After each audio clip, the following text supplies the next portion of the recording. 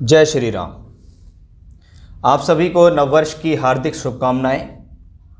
आज के वीडियो में हम आपसे बात करने वाले हैं तुला राशि वालों के लिए वर्ष 2022 कैसा रहने वाला है, यानी आपकी राशि से गोचरीय व्यवस्था, ग्रहों का गोचर, ग्रहों का मार्गी, ग्रहों का वक्री होना आपके लिए किस प्रकार की स्थिति को लेकर आया है वर्ष 2022 में। गोचर यानी चंद्र राशि से देखने वाली ग्रहों की स्थितियां। यह वीडियो राशि के आधार पर है। अगर आपकी कुंडली के अंदर चंद्रमा तुला राशि के अंदर 7 नंबर में बैठा हुआ है या आपका बोलता नाम तुला राशि के आधार पर है तो यह वीडियो आपको हेल्प करेगा। इस वीडियो में हम चर्चा करने वाले हैं कि आगामी समय में ग्रहों की स्थितियां किस प्रकार से रहेंगी। साथ ही साथ मुख्य ग्रह जैसे राहु, केतु, बृहस्पति, शनि आदि ग्रहों का गोचर में राशि परिवर्तन करना, वक्री होना आपके लिए कैसा रहने वाला है। स्वास्थ्य, मान सम्मान के दृष्टिकोण से, आय, धन के दृष्टिकोण से, प्रॉपर्टी के दृष्टिकोण से, शिक्षा, व्यवसाय, विवाह, संतान, वैवाहिक जीवन, भाग्य, कर्म, लाभ, विदेश यात्रा, क्या इस वर्ष इन सब से संबंधित आपके जीवन में कैसी घटनाएं होने वाली हैं, उसके बारे में हम आपसे विशेष रूप से चर्चा करेंगे। यह 1 जनवरी 2022 का गोचर आपके सामने है।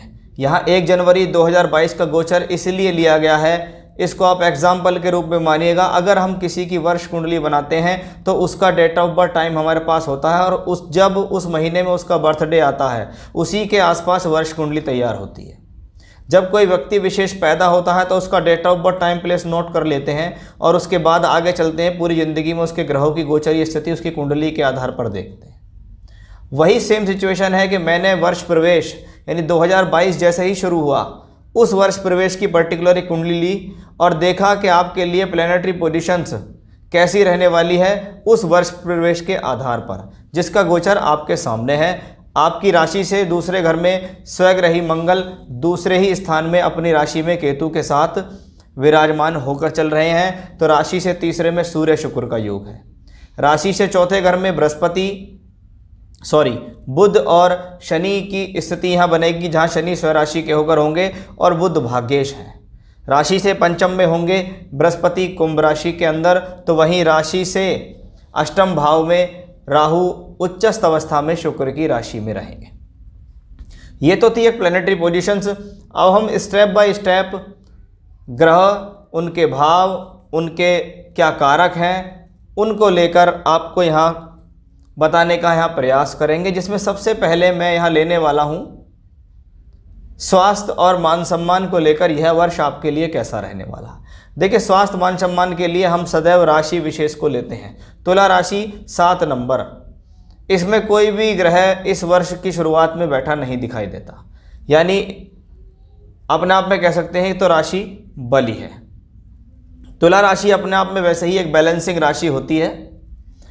सभी परिस्थितियों में एडजस्ट ऐसे लोग जीवन में कर सकते हैं, ऐसा बहुत हद तक देखा जाता है। वायु तत्व राशि का प्रधान होने के कारण यानी व्यक्ति के अंदर विचारों का आवागमन भी काफ़ी देखा जाता है। दूर की योजनाएं होना, दूर की सोच रखना ऐसे लोगों के भीतर देखी जाती हैं। तुला राशि के मालिक शुक्र हैं।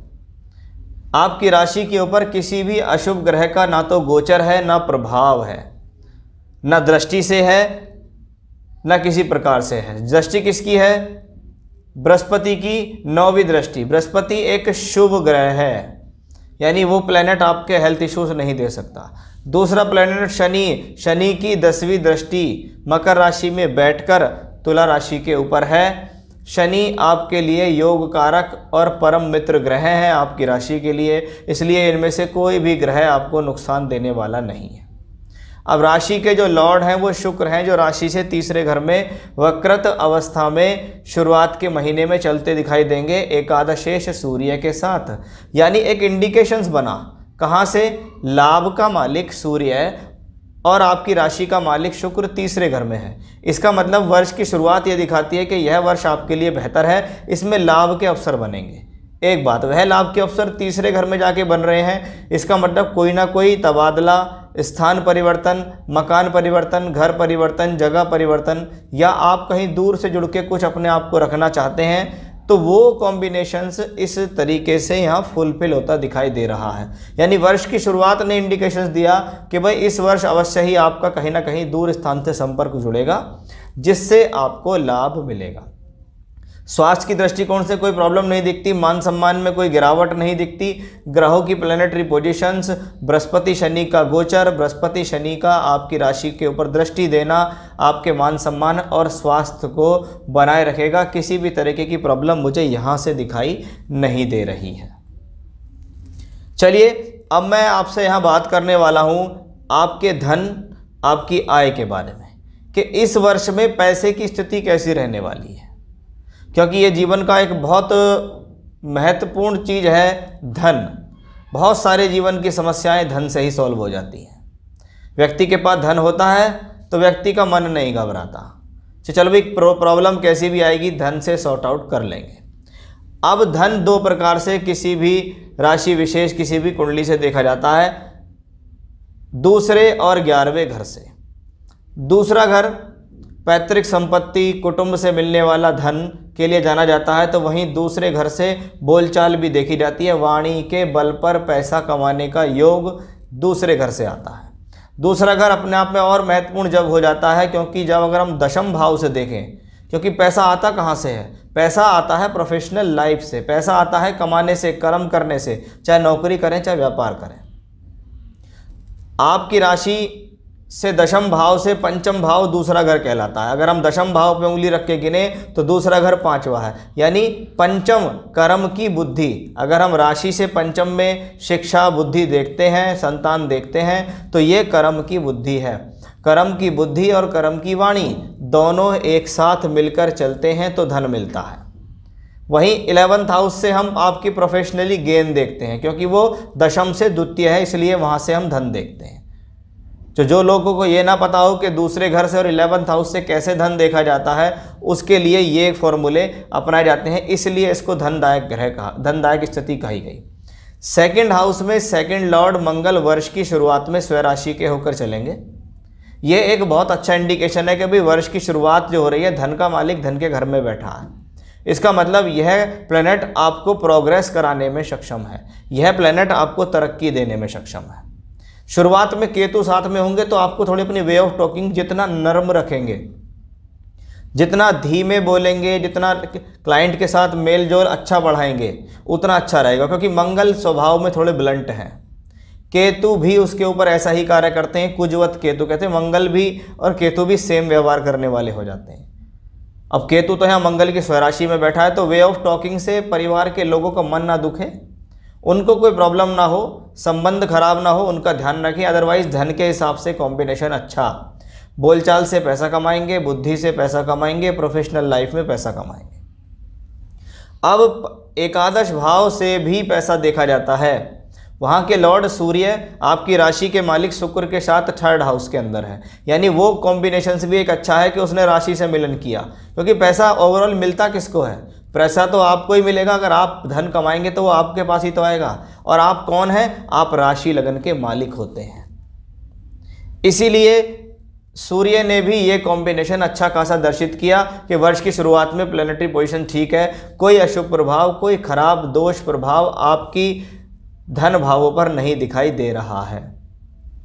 अब धन के कारक का बहुत बड़ा रोल होता है। क्या रोल है, बृहस्पति को धन का प्योर कारक कहा जाता है। पैसा आना, पैसे का इकट्ठा होना, ये दोनों ही कॉम्बिनेशंस बृहस्पति से देखे जाते हैं। अब बृहस्पति कहाँ है, राशि से पंचम में ट्रांजिट कर रहे हैं। पंचम भाव में ट्रांजिट करता हुआ जुपिटर अच्छा ही है, क्योंकि वो स्वभाव से शुभ है। हम यहाँ इसको धन के तरीके से देखते हैं कि धन का कारक बृहस्पति राशि से पंचम में चल रहा है, अच्छी बात है। धन का कारक राशि से पंचम में बैठ के आपकी राशि को भी दृष्टि देता है और आपके 11th और 9th हाउस को भी दृष्टि देता है।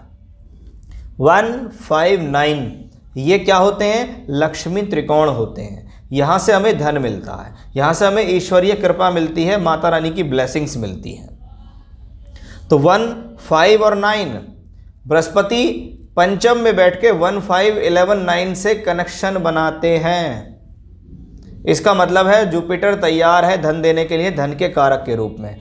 अब क्या होगा, 13 अप्रैल 2022 में बृहस्पति देव कुंभ राशि से निकलकर मीन राशि के अंदर प्रवेश कर जाएंगे।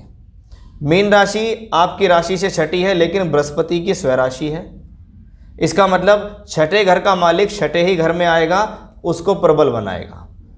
यहाँ से हम धन के कारक के रूप में देख रहे हैं, तो बृहस्पति छठे घर में अपनी राशि में होकर, कहते हैं ये वो समय होता है जब व्यक्ति शत्रुओं से भी धन कमा ले, कंपेटिटर्स के साथ लड़ भिड़ के पैसा कमा ले, उनको अपनी नीतियों के द्वारा हरा कर पैसा कमा ले। क्योंकि छठा घर रोग ऋण रिपु बीमारी के कोई संकेत नहीं देता ये कॉम्बिनेशन।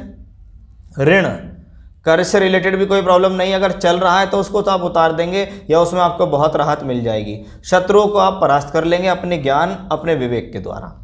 बृहस्पति जब 13 अप्रैल के बाद मीन राशि के अंदर प्रवेश करेंगे तो वहां से बैठकर वो दशम भाव पर दृष्टि देंगे।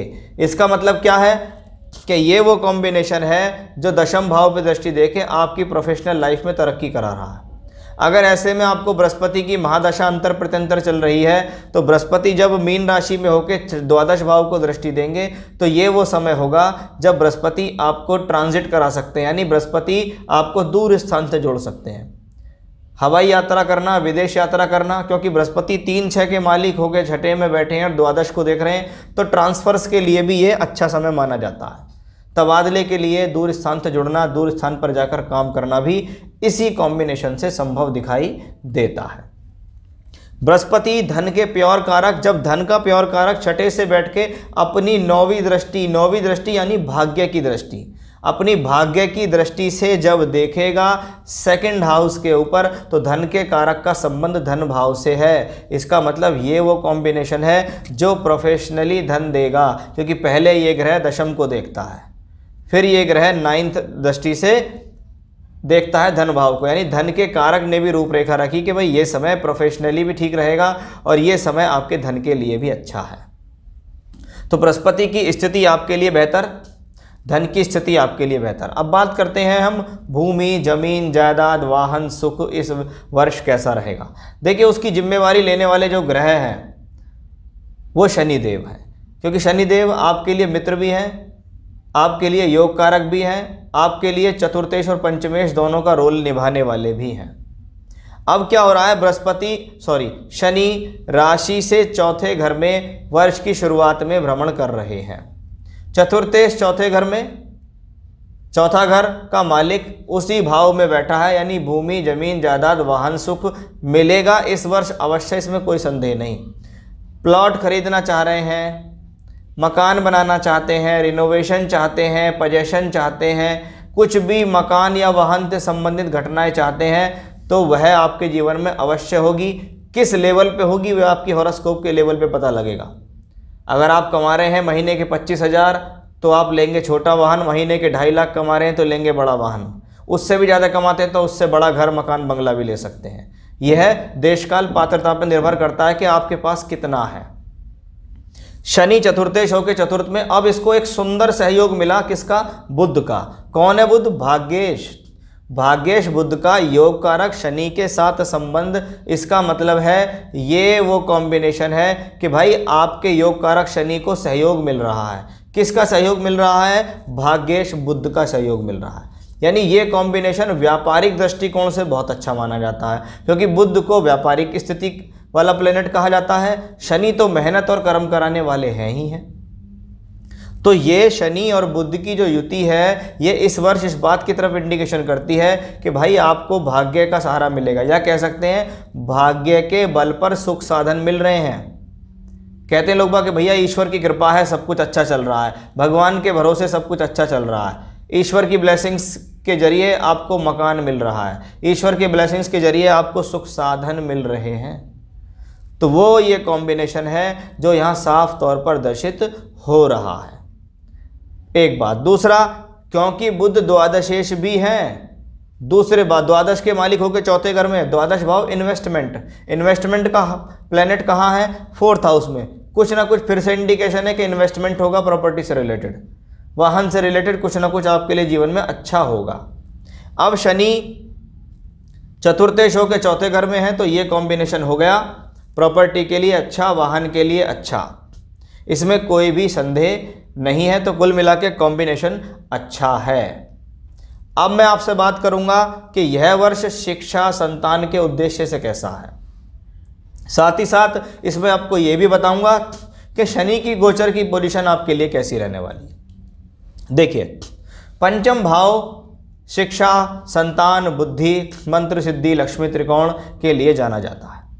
पंचम भाव में एक नेचुरल शुभ ग्रह बृहस्पति वर्ष की शुरुआत में है, जो पांचवें घर को दूषित नहीं करता, क्योंकि नेचुरल ग्रह अगर वो स्वभाव से शुभ है तो वो आपको नुकसान नहीं देगा। पंचम में चल रहा है, अच्छा है, शिक्षा के लिए अच्छा है, बुद्धि के लिए अच्छा है, संतान के नज़रिए से भी अच्छा ही माना जाता है। संतान का सहयोग या संतान की प्राप्ति होना भी इसी कॉम्बिनेशन से हम देखते हैं। अब क्या होगा कि ये जो ट्रांजिट है इसके जो मालिक हैं शनि, वह लगभग 29 अप्रैल 2022 तक तो मकर राशि में बृहस्पति शनि रहेंगे। उसके बाद इनका जो प्रवेश है वो कुंभ राशि में हो जाएगा। तब तक बृहस्पति यहाँ से राशि छोड़कर पहुँच जाएंगे छठे में। ठीक है, तो पंचमेश पंचम में आएगा, वो समय शिक्षा के लिए और बेहतर, पैसे के लिए और बेहतर, मंत्र सिद्धि योजनाओं के लिए और बेहतर माना जाएगा। एक बात, पंचमेश पंचम में है, उस दौरान आप कोई शिक्षा स्टार्ट कर सकते हैं, संतान से संबंधित स्थिति को स्टार्ट कर सकते हैं, क्योंकि 29 अप्रैल से लेके 12 जुलाई तक तो शनि इसी राशि में रहेंगे और 12 जुलाई के बाद शनिदेव हो जाएंगे वक्री। तो पंचमेश पंचम में जब भी होगा लेकिन वक्री होगा और ज़्यादा बली अवस्था में होगा, चेष्टा बली में होगा, और लगभग यहाँ से निकलने में इनको पूरा जुलाई का महीना लग जाएगा और उसके बाद ये फिर वापस मकर में पहुँचेंगे। यानी 29 अप्रैल से लेके जुलाई के अंत तक का जो समय है, संतान प्राप्ति के लिए अच्छा है, संतान कंसीव करने के लिए अच्छा है, एजुकेशन में कुछ हासिल करने के लिए अच्छा है, बुद्धि के द्वारा कुछ हासिल करने के लिए अच्छा है, शिक्षा स्टार्ट करा देगा, शिक्षा को आगे चला देगा, बुद्धि के लिए अच्छा हो गया, संतान के लिए अच्छा हो गया, उस लिहाज से अच्छा है। अब ये शनि वक्री होकर वापस चौथे घर में जाएगा, प्लेनेट मूवमेंट करेगा और मूवमेंट करते करते पिछली राशि में जाएगा जो कि राशि से चौथा है, और वहाँ पे ये वक्री होगा, यानी फिर से प्लेनेट 4th हाउस के ज़्यादा रिजल्ट देगा। यानी इस वर्ष शनिदेव आपको चौथे घर के रिजल्ट ज़्यादा देंगे, पाँचवें घर के रिजल्ट कम देंगे, क्योंकि शनि दोनों जगह के मालिक हैं। जब शनि चौथे घर में ट्रांजिट करेंगे तब वो दशम भाव को और राशि विशेष को दृष्टि देंगे, जो कार्य क्षेत्र सम्मान के लिए अच्छा है। जब शनि पंचम में ट्रांजिट करेंगे तो वहाँ से वो सप्तम, एकादश और दूसरे घर को दृष्टि देंगे। इसका मतलब है सोर्स ऑफ इनकम के लिए अच्छा है। अगर वापस शनि वक्री होकर चौथे में जाते भी हैं तो भी नुकसान नहीं है। तब ये प्लेनेट एक एक्स्ट्रा स्ट्रेंथ के साथ जाएगा। क्या होगी वो एक्स्ट्रा स्ट्रेंथ? वक्रत्व होना। और वक्री ग्रह नुकसानदायक प्लेनेट नहीं होते।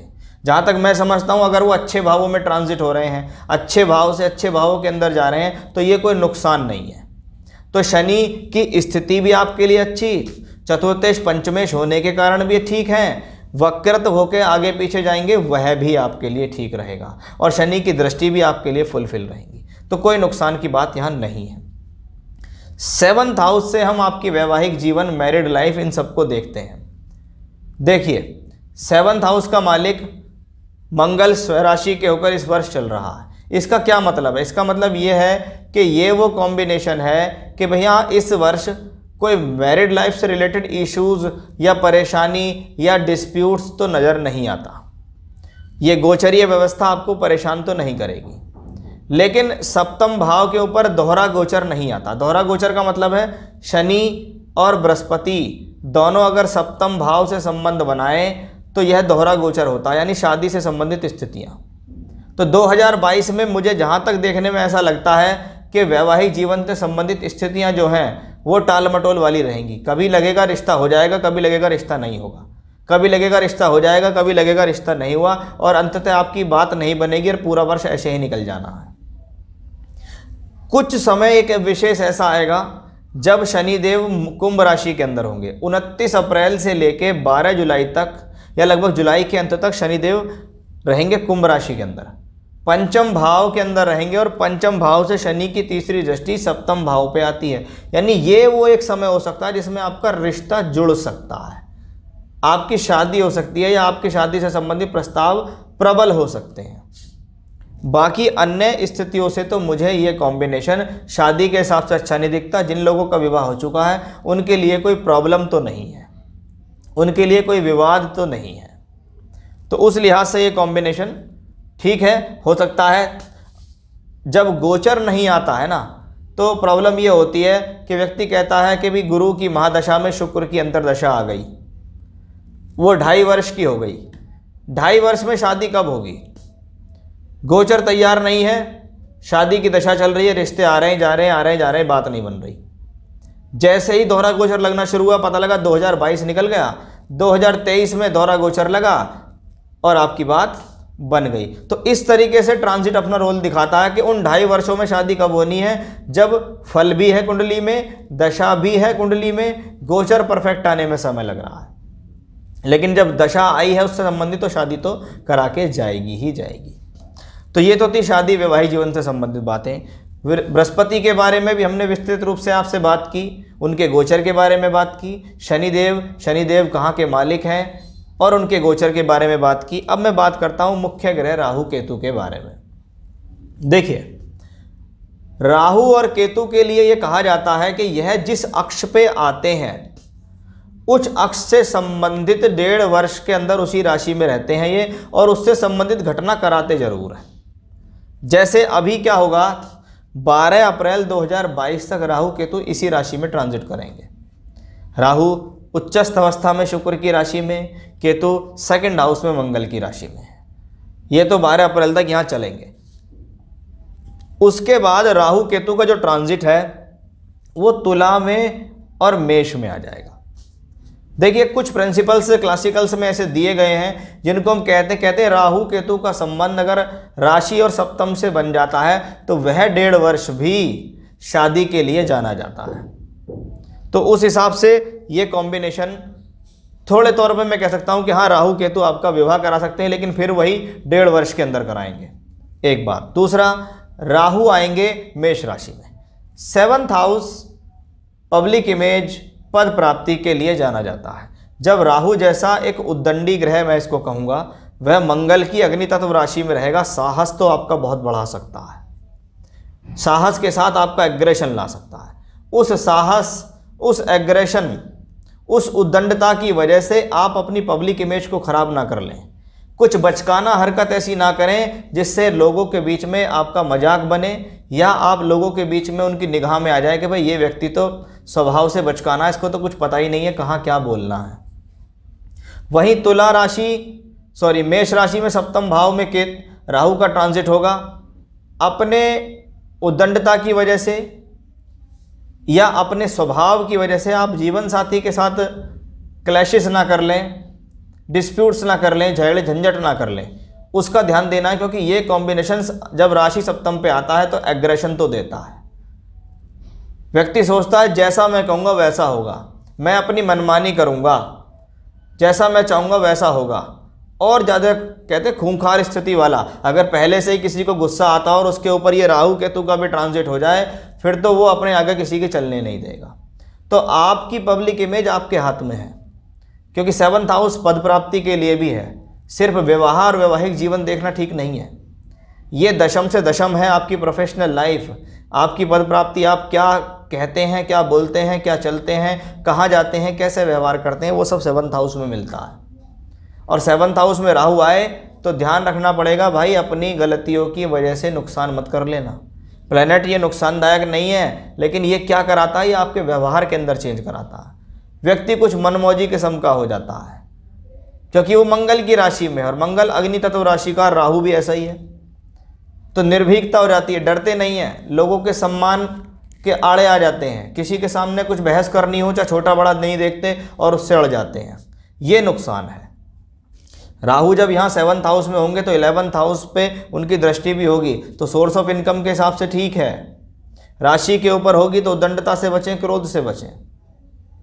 मंगल की राशि में राहु है, दशम से दशम है, अग्नि से संबंधित कार्य करते हैं, इलेक्ट्रिक से रिलेटेड कोई कार्य करते हैं, फायर से रिलेटेड कोई कार्य करते हैं, जहाँ पर कुछ अग्नि से कुछ बनाया जाता हो, इलेक्ट्रिक से कुछ बनाया जाता हो, इलेक्ट्रिक से रिलेटेड इक्विपमेंट्स हो, कुछ भी ऐसा हो तो वो कॉम्बिनेशंस भी अच्छा है, उन क्षेत्रों में व्यक्ति को लाभ मिलता है।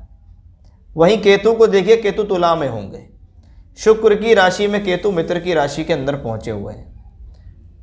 शुक्राचार्य के द्वारा ही राहु केतु को मृत संजीवनी विद्या से जीवित किया गया, तो ये शुक्र इनकी राशि, इनके आचार्य भी हैं, उस लिहाज से ये अच्छा है, क्योंकि केतु को एक मोक्षकारी ग्रह और समझदार ग्रह भी कहा जाता है। जब ये राशि के अंदर ट्रांजिट कर रहा होता है और इसके ऊपर कोई अशुभ प्रभाव ना हो, जैसे आपकी राशि तुला है, चंद्रमा आपका तुला में बैठा है, केतु उसके ऊपर आएगा, डिस्टरबेंस इन माइंड तो देगा, क्योंकि चंद्र का केतु से बैर है और वो भी केतु अपने मित्र की राशि में, इसलिए वो चंद्रमा को परेशान करने का प्रयास करेगा। तो इस चीज़ को आपको समझना पड़ेगा, इस चीज़ का आपको ध्यान देना पड़ेगा कि चंद्रमा के ऊपर एक अशुभ ग्रह केतु का प्रभाव है। इसका मतलब है यह आपकी स्थिति को ट्रांजिट के तौर पे वीक कर सकता है, आपकी मानसिकता को परेशान कर सकता है। अब चंद्रमा कौन है? चंद्रमा आपकी राशि से दशम है, तो आपके व्यवहार का आपके कार्य क्षेत्र पर प्रभाव ना पड़े उसका भी आपको ध्यान देना होगा। केतु तुला में होते हैं तो धार्मिक कार्य कराते हैं। केतु कहीं ना कहीं अपनी खोजबीन में रहने वाला व्यक्तित्व है, कुछ ना कुछ खोजता रहता है और ऐसी प्रवृत्ति ये आपकी भी रखेगा। वायु तत्व राशि में आएगा तो कुछ ना कुछ लाइफ के अंदर परिवर्तन देगा। शनि की दृष्टि भी वहाँ केतु के ऊपर होगी, तो आप खोजबीन प्रवृत्ति करके अपने कार्य के अंदर कुछ ना कुछ फेरबदल करते रहेंगे। मेन प्रॉब्लम राहु केतु की आपके स्वभाव को लेके होगी कि आप अपने स्वभाव से कुछ गलत ना कर लें, कुछ गलत फैसले ना ले लें, लोगों को नुकसान ना पहुंचा दें, अपनी पब्लिक इमेज खराब ना कर लें, अपने रिश्ते खराब ना कर लें, उसका आपको विशेष तौर पर देना होगा यहाँ ध्यान। तो ये तो होती है प्लैनेटरी पोजीशंस के, प्लैनेट कहाँ कहाँ किस जगह मूवमेंट करते हैं। अब बात आती है उपाय की कि इस वर्ष कौन से उपाय करने चाहिए जिससे आपको लाभ मिले। देखिए, मैं आपकी बाकी प्लैनेटरी पोजीशंस को लेकर चिंता में नहीं हूँ, लेकिन राहु केतु से रिलेटेड चिंता में हूँ। अगर कोशिश हो सके तो इस वर्ष भगवान शिव के जो ज्योतिर्लिंग हैं, जो 12 ज्योतिर्लिंग हैं, उनमें से कोई भी जिसमें जो भी आपके नज़दीक हो या आप ज़्यादा से ज़्यादा जिनके आप भ्रमण कर सकें, उनके पास जाके दर्शन करके आएंगे तो आपके लिए बहुत अच्छा रहेगा। सोचेंगे मन में कि चलो भी केदारनाथ चलते हैं, वहाँ दर्शन कर आते हैं, चलो महाकालेश्वर उज्जैन चलते हैं, भगवान शिव के दर्शन करे आते हैं। यानी भगवान शिव के जो शिव सिद्ध स्थान है वहाँ पर दर्शन करना आपके लिए अच्छा रहेगा, एक बात। दूसरा, भगवान गणेश की उपासना, संकट नाशन गणेश स्तोत्र या गणेश अथर्व शीर्ष स्तोत्र का भी पाठ कर सकते हैं, किसी एक का। देवी कवच, दुर्गा कवच का पाठ आप रोजाना कर सकते हैं। साथ ही साथ रुद्र गायत्री मंत्र, ओम तत्पुरुषाय विद्महे महादेवाय धीमहि तन्नो रुद्रः प्रचोदयात्, इस मंत्र की भी रोजाना 3 माला का जाप आप कर सकते हैं। ये पूजा आपको पूरे वर्ष करनी है अगर आप समस्याएं परेशानियों से बचना चाहते हैं। तो ये था मेरा आज का विषय कि वर्ष 2022 में प्लैनेटरी पोजीशंस आपके लिए कैसी रहेगी। मुख्य ग्रह राहु केतु शनि बृहस्पति का गोचर आपके लिए कैसा रहने वाला है उसके बारे में हमने यहाँ विस्तृत रूप से चर्चा की है। फिर से नए विषय के साथ आपके सामने हाजिर होऊंगा मैं, तब तक के लिए बने रहिएगा आप मेरे साथ। जय श्री राम।